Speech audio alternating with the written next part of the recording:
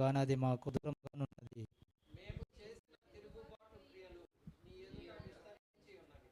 మా పాపములు మా మీద సాక్ష్యము పలుకుచున్నవి. మా తిరుగుబాటు క్రియలు మాకు కనబడుచున్నవి. మా దోషములు మాకు తెలిసేయున్నవి.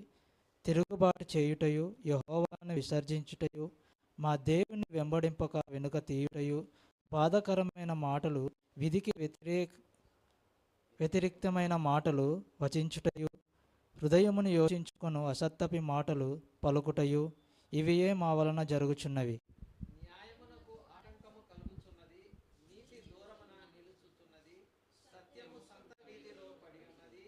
ధర్మము లోపల ప్రవేశింపనేరదు. సత్యం లేకపోయెను, చెడుతనము విసర్జించువాడు దోచబడుచున్నాడు. న్యాయము జరుగుపోవుట యెహోవా చూచెను, అది ఆయన దృష్టికి ప్రతికూలమై ఉండెను. సంరక్షకుడు లేకపోవుట ఆయన చూచెను. మధ్యవర్తి లేకుండుట ఆయన చూచి ఆశ్చర్యపడెను. కాబట్టి ఆయన బాహువు ఆయనకు సహాయము చేసెను. ఆయన నీతియే ఆయనకు ఆధారమాయెను. నీతిని కవచముగా ఆయన ధరించుకొనెను, రక్షణను తల మీద శిరస్త్రాణముగా ధరించుకొనెను. ప్రతిదండనను వస్త్రములుగా అని ఆసక్తిని పై వస్త్రముగా ధరించుకొనెను. వాటి క్రియలను బట్టి ఆయన ప్రతిదండన చేయును. తన శత్రువులకు రౌద్రము చూపును. తన విరోధులకు ప్రతీకారము చేయును. ద్వీపస్తులకు ప్రతీకారము చేయును. పడమటి దిక్కునున్న వారు యెహోవా నామమునకు భయపడుదురు. సూర్యోదయ దిక్కునున్న వారు ఆయన మహిమకి భయపడుదురు. యెహోవా పుట్టించు గాలికి కొట్టుకొని పోవు ప్రవాహ జలము వలె ఆయన వచ్చును. సియోను నద్దకు యాకోబులో తిరుగుబాటు చేయుట మాని మళ్ళు కొనిన వారి వద్దకును విమోచకుడు వచ్చును. ఇదే యెహోవా వాక్కు. చివరి వచనం అందరం కలిసి చదువుకుందాం. నేను వారితో చేయు నిబంధన ఇది, మీ మీదనున్న నా ఆత్మయు నేను నీ నోట నుంచిన మాటలను నీ నోట నుండి నీ పిల్లల నోట నుండి నీ పిల్లల పిల్లల నోట నుండి ఈ కాలం మొదలుకొని ఎప్పుడును తొలగిపోవు అని యెహోవా సెలవిచ్చుచున్నాడు. దేవుడి ఈ వాక్యాన్ని దీవించుగాక. వాక్యం చదివిన సహోదరులకు వందనాలు. అలాగే మొదటి వర్తమానాన్ని అందించడానికి అశోక్ అన్న.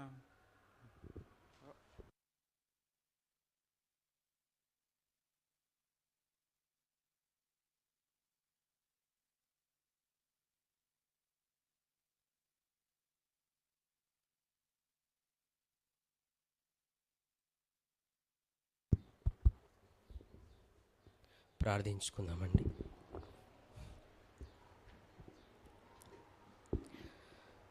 పరిశుద్ధుడా, మరొకసారి మీ పాద సన్నిధికి వచ్చి ఉన్నాము నాయన. ఈ మొదటి వర్తమానం ద్వారా నా తండ్రి మీరు మాతో మాట్లాడండి. మీరు ఏ మాటలైతే మా కొరకు సిద్ధపరిచి ఉన్నారో వాటిని మేము విని గ్రహించి క్రియాపూర్వకముగా మా జీవితాలలో కనపరుచుకున్నటకై మీ ఆత్మ సహాయమును మాకు ప్రసాదించమని క్రీస్తు నామం పేరట ఈ చిన్ని ప్రార్థనను సమర్పించుకొనుచున్నాం పరమ తండ్రి. ఆమేన్.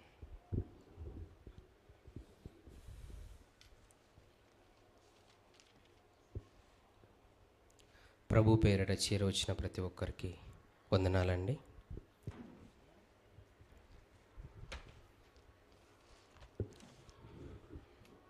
మొదటి వర్తమానంలో భాగంగా మనం కొన్ని విషయాలను మాట్లాడుకుందాం.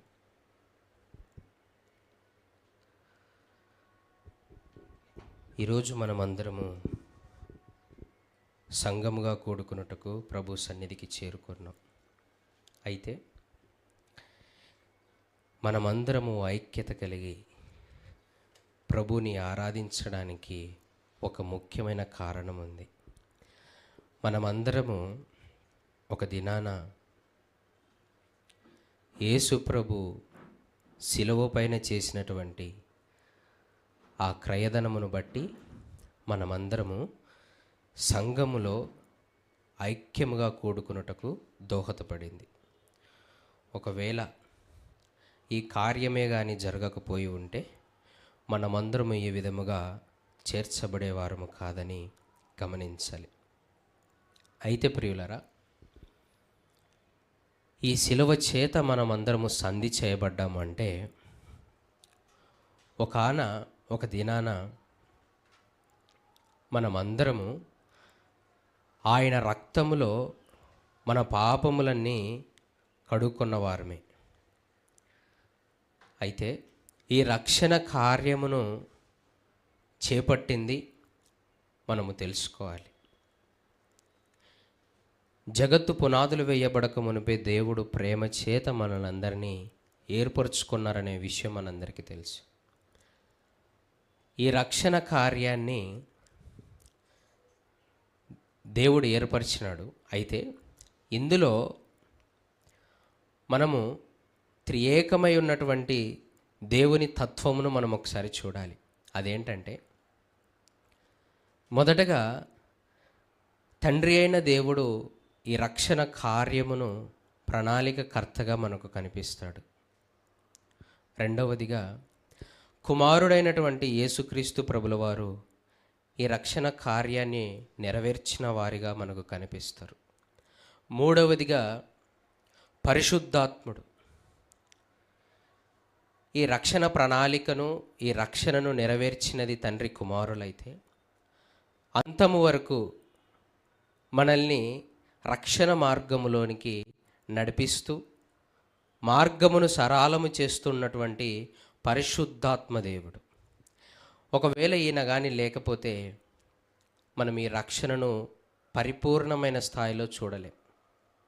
కాబట్టి ప్రియులారా, ఈరోజు మనం మాట్లాడుకోవాల్సిన కొన్ని విషయాలు ఏంటంటే, దేవుడు మనకు అనుగ్రహించినటువంటి సూచక కరువుగా ఉన్న పరిశుద్ధాత్మ దేవుని గురించి మాట్లాడుకుంటూ కొన్ని విషయాలు మనము ఆలోచించుకొనుచుందాం. ఈ పరిశుద్ధాత్మ దేవుడు బాప్తీసం తీసుకున్న తర్వాత మనలో నివాసం ఉంటున్నాడు. ఎప్పుడైతే యేసు ప్రభు నిజమైన దేవుని కుమారుడని, ఆయన యందే మనకు రక్షణ కల్పించబడుతున్నదని మనం విశ్వసించినప్పుడు పరిశుద్ధాత్మ దేవుడు మనకు సూచక కరువుగా ఉండి సమస్తమును సత్యమైన మార్గములో నడిపించడానికి ఆయన కారణమవుతున్నాడు. ఈ పరిశుద్ధాత్మ దేవుడే నిత్యము మనల్ని ఎదుటి వ్యక్తులతో ఒక సత్ప్రవర్తన గాలివారిగా నడుచుకోవాలి అంటే ఈ పరిశుద్ధాత్మ దేవుడు మనకు అవసరం. లేఖనాలలో ఉన్నటువంటి తాత్పర్యమును మనం గమనించాలి అంటే మనకు కావలసినది పరిశుద్ధాత్మ దేవుడు. ప్రతి విషయంలో కూడా మనకి ఈయన అవసరం. పాపమును మనము అసహ్యించుకోవాలి అన్నా, పాపమును మనము ద్వేషించాలి అన్నా, పాపమును మనము గమనించాలి అన్నా మనకు కావలసినది పరిశుద్ధాత్మ దేవుడే. ఈయన లేకుండా వెలుగును చూడగలగలమా అంటే చూడలేం. ఈయన లేకుండా ఆ దేవునికి మనము ప్రార్థించగలుగుతామంటే ప్రార్థించలేం. ఈయన లేకుండా, పరిశుద్ధాత్మ దేవుడు లేకుండా దేవుని బహుళత్వమును కానీ సార్వభౌమ అధికారమును కానీ మనము గమనించగలుగుతామంటే గమనించలేం. ఎందుకంటే ఈయన లేకుంటే మనము నిర్జలమైన స్థితిలో ఉండిపోతాం. ఈయన మనతో పాటు ఉంటే మనల్ని నిత్యము వెలుగులోనే నడిపిస్తాడు, అంటే సత్యములోనే నడిపిస్తాడు, బైబిలుకు అనుగుణముగానే నడిపిస్తాడు. ఈయన నిత్యము మనల్ని కాపాడుతున్నాడని మనం గమనించాలి. అయితే ప్రియులారా, పరిశుద్ధాత్మ దేవుడు మనకు చాలా ప్రాముఖ్యం. బల్లారాధనలో కానీ మనము చేసినటువంటి క్రియలు ఏవైతే ఉంటాయో, చిన్నవి అయినని పెద్దవైనను, వాటిని ఒప్పింపచేసేది కూడా ఆయనే. ఆ బల్ల కార్యక్రమంలో యోగ్యముగా చేయవేయాలి అంటే, ఎప్పుడైతే మనము తప్పులు చేస్తున్నామో దానిని ఎత్తి చూపించి గద్దించి సరిచేసుకో అని మనతో మాట్లాడేది, మనతో ముచ్చటించేది కూడా పరిశుద్ధాత్మ దేవుడే. అయితే ఈయన లేకుండా మనం ఏమీ చేయలేకపోతున్నాం. ఈయన లేకుండా బైబిల్ దృక్కోణములో నుంచి దేవుడిని చూడలేకపోతున్నాం.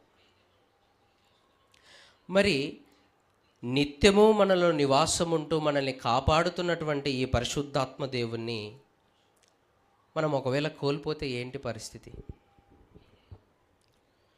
పౌలు గారు ఒక మాట చెప్తున్నాడు, చూద్దాం. కొరింథీయులకు రాసిన పత్రిక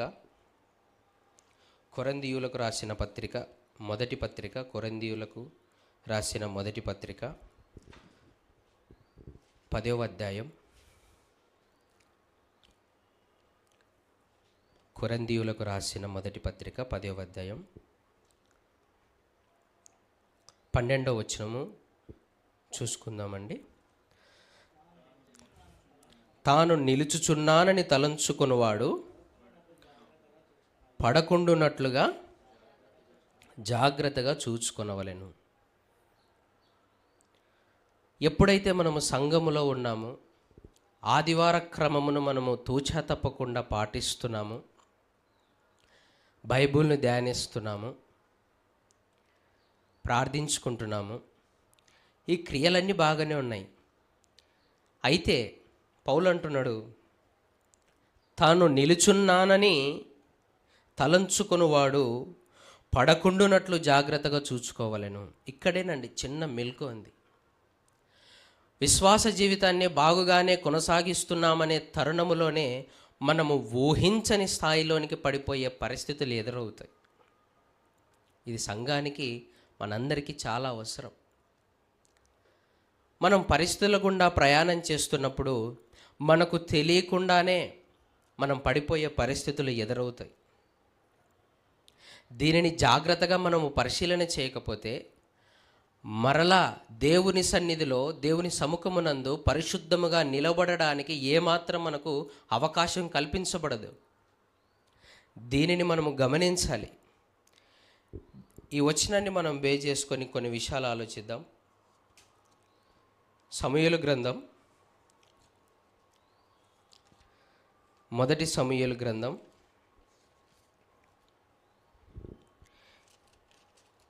ఇశ్రాయేలు ప్రజలు మనకు తెలిసిన సందర్భాలే. ఇశ్రాయేలు ప్రజలు న్యాయాధిపతులు అయిపోయిన తర్వాత ఇశ్రాయేలు ప్రజలు తమకంటూ ఒక రాజు కావాలి, తమలని ఏలడానికి రాజు కావాలని సమూయేలుతో మొరపెట్టుకున్నారు. అది చూసి సమూయేలుతో దేవుడు చెప్పిన మాట ఏంటంటే, నిన్ను కాదు కానీ వారు నన్నే విసర్జించారు, వారిని ఏలనీయకుండా వారు నన్నే విసర్జించారని చెబుతూ వారికి దేవుడు ఒక రాజును ఏర్పరిచారు. ఆయనే మనకు తెలుసు, మొట్టమొదటి రాజు సౌలు రాజు. అయితే ప్రియులరా, 10వ వచనం 12వ అధ్యాయం మనము కొరింథీలో చూసుకున్నాం. తనను తాను పడకుండా జాగ్రత్తగా చూసుకోవాలని.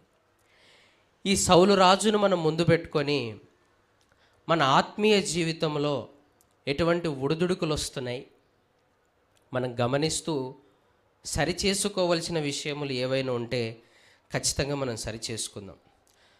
మొదటి సమూయేలు గ్రంథం 11వ అధ్యాయం 6వ వచనం.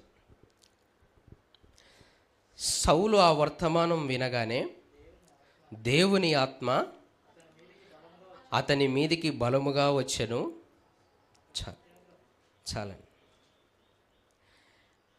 పరిశుద్ధాత్మ దేవుడు ఇజ్రాయేలు ప్రజలు రాజుగా ఎన్నుకున్నారు. రాజుగానే దేవుడు సౌలు గారిని నియమించాడు. అయితే ఆయన రాజ్యాలను జయించడానికి గాను, ప్రజలను సత్మార్గంలో నడిపిస్తూ వారికి న్యాయ విధులను చెప్పుటకు గాను, వారిని ఒక క్రమమైన పద్ధతిగా నడిపించడానికి గాను దేవుడు సౌలును రాజుగా నియమించాడు ఇశ్రాయేలు ప్రజలకు. అప్పుడు అతడు నిత్యము సత్మార్గంలో నడవడానికి అతనికి కావలసినది ఏంటి? దేవుని యొక్క ఆత్మ. మనం ముందుగా మాట్లాడుకున్నాం, ప్రతి విషయంలో దేవుని యొక్క ఆత్మ మనల్ని సత్మార్గములో నడిపిస్తుంది, నిత్యము దేవుని వెలుగులో నడిపిస్తుంది అని. ఇక్కడ కావలసినది ఏంటంటే, సౌలుకు దేవుని యొక్క ఆత్మ అవసరం. కాబట్టి సౌలు నిత్యము తన శత్రువులు ఎవరైతే ఉన్నారో వారిని జయించడానికి, దేవుని దగ్గరికి తన ప్రజలను నడిపించడానికి సౌలుకు దేవుని యొక్క ఆత్మ అవసరపడింది. అందుకే దేవుని యొక్క ఆత్మ సౌలుకు తోడుగా ఇచ్చాడు. ఇక్కడ మనం గమనించాలి, దేవుని ఆత్మ పొందుకున్నటువంటి సౌలు సరైనటువంటి మార్గమున కొన్ని కొన్ని దినాలు నడుచుకున్నాడు. ఆయన కొంతకాలము వరకు దేవుని ఆత్మచేత నడిపింపబడ్డాడు. మనము కూడా సంఘములోనికి వచ్చినప్పుడు, బాప్తిసం తీసుకున్నప్పుడు దేవుని ఆత్మచేత నడిపించబడుతుంటాం. దేవుని యొక్క వాక్యమును ఎంతో శ్రద్ధగా విని ఆ ప్రకారంగా జీవించాలని జీవిస్తూనే ఉంటాం. అయితే ఇక్కడే సమస్య వచ్చి పడింది. ఎప్పుడైతే దేవుని ఆత్మను కోల్పోయే పరిస్థితులు మనలో నెలకొల్పడతాయో దేవుని ఆత్మ మన నుండి విడిపోతుంది, ఎడబాటు చేయబడుతుంది. ఆ కార్యాలు ఏంటంటే మనల్ని మనము హెచ్చించుకోవడం వలననో, మనల్ని మనము దూషణ కార్యానికి చేసుకున్నప్పుడో, పాపమునకు మనం చోటిచ్చినప్పుడో, నీచపు కార్యములను మనము చేపట్టినప్పుడో మనలో ఉన్నటువంటి పరిశుద్ధాత్ముడు దుఃఖపరచబడడం లేదా మౌనముగా ఉండిపోవడం, మనల్ని ఆ గద్దింపును మనము స్వీకరించకపోవడం వలన ఆయన మనలో మౌని అయిపోతాడు. దేవుని పరిశుద్ధాత్మను మనము విడిపోయే పరిస్థితులు మనలో ఉండకూడదని నేను సెలవిస్తున్నాను. గమనించాలి సంఘం ఈ మాట. ఈ ఆత్మను కోల్పోతే, చీకటిలో ఉన్నప్పుడు వెలుగు ప్రకాశిస్తే చీకటి ఏ విధముగా అయితే పారద్రోలబడుతుందో అదే విధముగానే చీకటి వెళ్ళిపోతే ఆటోమేటికల్గా ఏమి విస్తరిస్తుంది? వెలుగు వెళ్ళిపోతే ఆటోమేటిక్గా చీకటి విస్తరిస్తుంది. ఇక్కడ సౌలు గారు దేవుని ఆత్మను కోల్పోయే పరిస్థితిలో నిలబడ్డాడు. దేవునికి వ్యతిరేకమైన క్రియలనైనా చేపట్టాడు. 16వ అధ్యాయం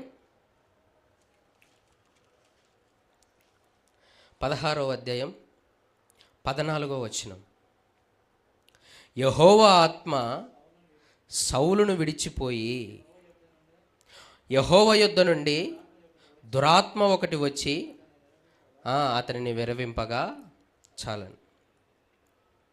దురాత్మ అంటే వేరొక ఆత్మ వచ్చిందని ఇక్కడ అర్థం కాదండి. మన మూల భాషలోకి వెళ్తే సమస్యలకు అక్కడ చోటు చేసుకుంది. ఎప్పుడైతే దేవుని యొక్క ఆత్మను సౌలును విడిచిపోయిందో సౌలు నిర్జలుడైపోయాడు, పిశాచులను ఆశ్రయించాడు. దేవుడు ఎన్నుకున్నటువంటి రాజును అనగా దావీదు గారిని కూడా చంపాలని చూశాడు. తన హృదయమును వేదనకు గురి చేసుకొని, వ్యాకులానికి గురి చేసుకొని తన మనస్తత్వమును కోల్పోయాడు. తను మానవుడని గ్రహించలేకపోయాడు. ఒకప్పుడు నన్ను ఎంచుకున్న దేవుని యొక్క నిబంధనను ఉల్లంఘించాడనే స్థితిగతిని కూడా సౌలు మర్చిపోయాడు. గమనించలేని పరిస్థితిలో ఉండిపోయాడు. దురాత్మ చేస్తున్నటువంటి పనులు ఇవన్నీ. విశ్వాసులుగా మనం చలామణి అవుతున్నాం. మనలో కూడా మనకు తెలియని దురాత్మ ఏదన్నా మనల్ని పీడిస్తుందేమో. మనము దేవుని ఆత్మచేత కాకుండా దురాత్మచేత నడిపించబడుతున్నామేమో గమనించాలి. ఈ దురాత్మ మనల్ని వ్యభిచారులుగాను చేస్తుంది, అబద్ధికులుగాను చేస్తుంది, మోసపుచ్చువారుగాను చేస్తుంది, కలహాలను రేపువారుగాను చేస్తుంది. ఫర్ ఎగ్జాంపుల్గా మనము ఒక కుటుంబ పెద్దను చూస్తే అతను ఒకవేళ ప్రతి ఒక్కరూ దేవుని యొక్క సంగమునకు క్రమముగా వస్తున్న సందర్భంలో ఒక కుటుంబ పెద్దను దురాత్మగాని ఆవహిస్తే, అనగా దేవుని చేత నడిపించబడకుండా, దేవుని ఆత్మచేత అతను నడిపించబడకుండా అతడు ఒక దురాత్మకు సమూహముగా అయిపోయి దురాత్మకు ఒక నివాసముగా ఉండిపోతే అతడు మిగిలిన కుటుంబీస్తులను కూడా, ఆ మిగిలిన సంఘములో నివాసముగా ఉంటున్నటువంటి విశ్వాసులను కూడా చెల్లాచెదురు చేస్తాడు.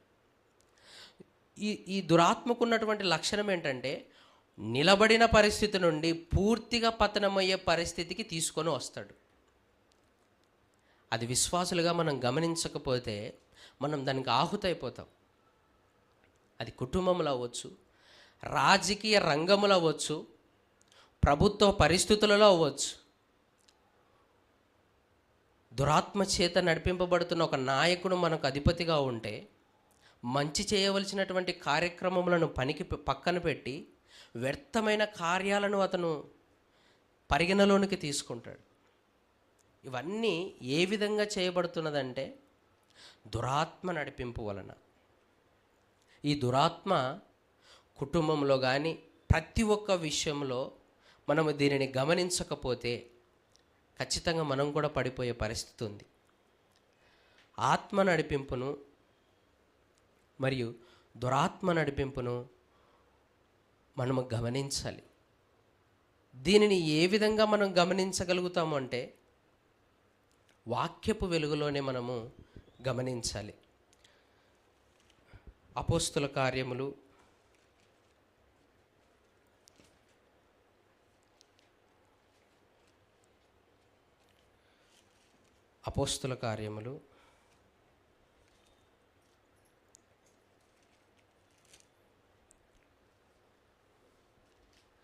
వారి మీదికి పరిశుద్ధాత్ముడు వచ్చినప్పుడు వారు వాక్కు శక్తి పొంది అన్య భాషలలో మాట్లాడి వారు లేఖనాలను యందు ఎత్తి చూపిస్తూ ప్రభుని గణపరిచినట్లుగా, ప్రభుని వ్యక్తపరిచినట్లుగా పేతురు గారు తన ప్రసంగములో ఆయన మాట్లాడుతూ వస్తాడు. 33వ వచనము, కాగా ఆయన దేవుని కుడిపార్శ్వమునకు హెచ్చింపబడి పరిశుద్ధాత్మను గుర్చిన వాగ్దానమును తండ్రి వలన పొంది మీరు చూచుచూ వినుచున్న దీనిని కుమ్మరించి ఉన్నాడు. ఎప్పుడైతే మనం ఈ పరిశుద్ధాత్మను పొందుకుంటామో, ఈ పరిశుద్ధాత్మను పొందుకున్నప్పుడు ప్రతి సమస్యను మనము వాక్యపు వెలుగులో లేదా ఆత్మానుసారంగా వివేచించకపోతే కష్టం. ఏది దురాత్మ చేత నడిపించబడుతుంది, ఏది ఆత్మచేత నడిపించబడుతుంది అవగాహన మనకు ఖచ్చితంగా ఉండాలి. ఈ అవగాహన కూడా మనకు కలగాలి అంటే మనకు పరిశుద్ధాత్మ దేవుడు అవసరం. సౌలు వలె మనము ఆత్మను కోల్పోయిన వారి వల్ల ఉండకూడదు. సంఘంలో నిత్యము ఆత్మచేత నడిపించబడుతున్న వారి వలె వెలసిల్లాలి సంఘంలో. అప్పుడే కదా ఏది సత్యమైనవో ఏవి మాన్యమైనవో మనకు తెలుస్తాయి. ఏది వెలుగులో నడిపించబడుతుంది, ఏది చీకటిలోనికి నడిపించబడుతుంది అనేది ఒక వ్యత్యాసం మనకు ఖచ్చితంగా తెలుస్తుంది. ఈ వ్యత్యాసం మనం తెలుసుకోకపోతే భర్తతో మనం ఏ విధంగా మలుచుకుంటున్నాము, భార్యతో మనం ఏ విధంగా మలుచుకుంటున్నాము, ఇరుగు పొరుగు వారితో మనం ఏ విధంగా మలుచుకుంటున్నాం, సమాజముతో ఏ విధంగా మలుచుకుంటున్నామనో మనకు తెలియదు. అదే వాక్యం మనలో ఉంటే ఎవరితో ఏ విధంగా ప్రవర్తించాలి, ఎవరికి ఏ విషయాలు బోధించాలి, మనం ఎటువంటి పరిస్థితుల్లో ఏ విధంగా నడుచుకోవాలని ఒక ఆలోచన మనలో ఉంటుంది. ఇది లేకపోతే కష్టం. మనల్ని దేవుడు తన పోలిక చొప్పున చేసుకొని మీరు లోకమునకు వెలుగై ఉన్నారని చెప్పారు. మనం సమాజమునకు వెలుగుగానే కనపడాలే తప్ప దారి తప్పిపోయిన కటిక చీకటిలో బ్రతుకుతున్నటువంటి వారి వల్లే మనం బ్రతకకూడదు. నిత్యము మనల్ని సమాజము గమనిస్తుందనే విషయం మనం గమనించాలి.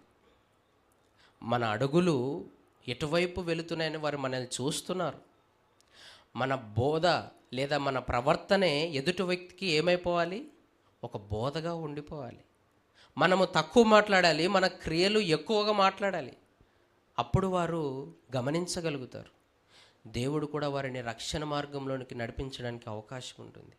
మనము వారి దగ్గర వెలగకపోతే, ఆత్మ నడిపింపు గల వారిమే వారి ఎదుట మనం నడుచుకోకపోతే రక్షింపబడుతున్న వారి సహితం కూడా ఏమైపోతారు, పడవేయబడతారు.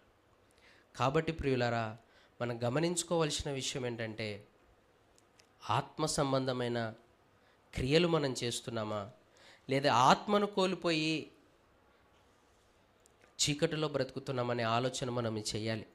ఒకవేళ ఈ వ్యత్యాసం మనం తెలుసుకోకపోతే ప్రభు సన్నిధికి మనం దూరం అయిపోతాం. ఆయన మన కొరకు చేసిన క్రయధనమును వ్యర్థమైపోతుంది. మనమందరము ఎక్కడైతే ఏకముగా సమకూర్చబడుతున్నామో చిన్న విచ్ఛిన్నమైపోతుంది.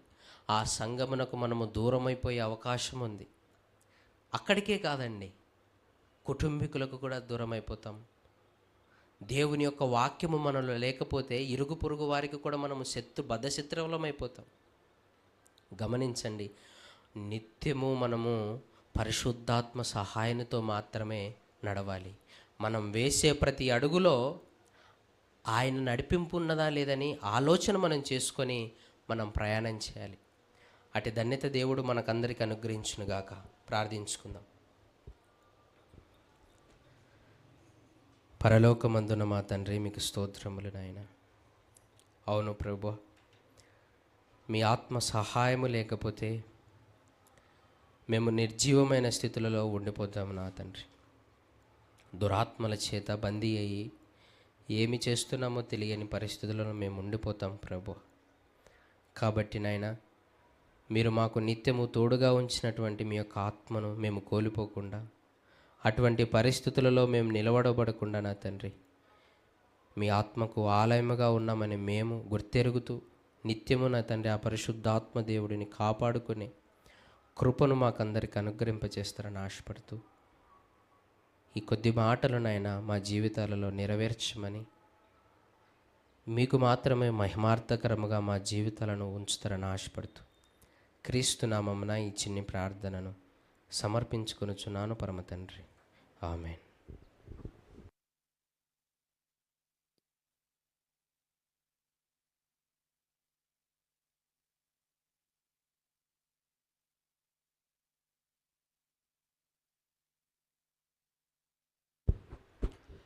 ప్రభు నామానికి మహిమ కలుగును గాక. చక్కటి వర్తమానము ద్వారా మనము దేవుని చేత సంధింప